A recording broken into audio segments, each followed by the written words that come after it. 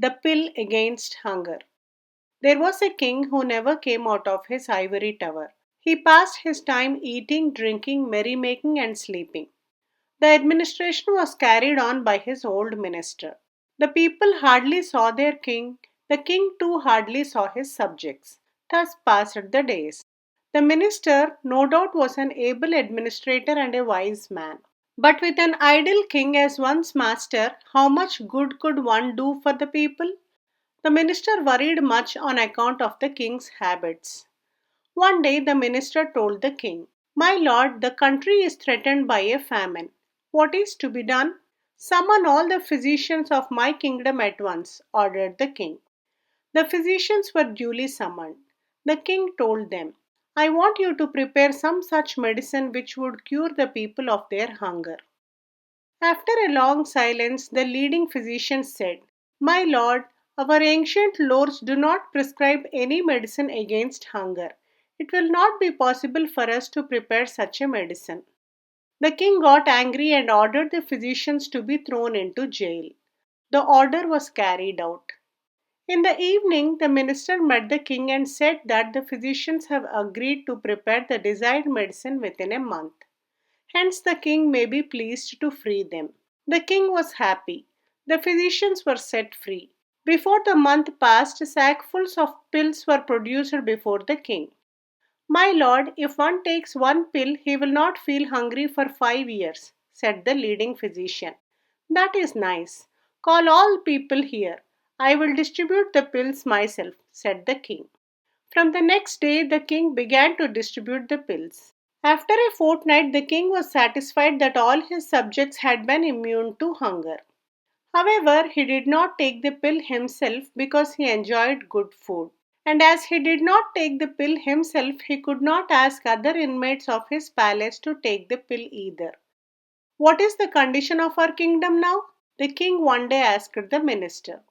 He was sure of getting a very rosy picture of the situation. But the minister looked grave and said, "My lord, the situation is far from satisfactory, I am sorry to say." "What makes you say so?" asked the surprised king. "The people have almost ceased to work. They pass their time playing, gossiping, or quarreling and fighting. Because they do not feel hungry, they do not care to produce anything," explained the minister. "But hunger was the main problem and that is solved. Isn't that so?" asked the king. "True, my lord, but as people do not produce, everything except the foodstuffs has become extremely costly and rare. Besides, your subjects have become unruly.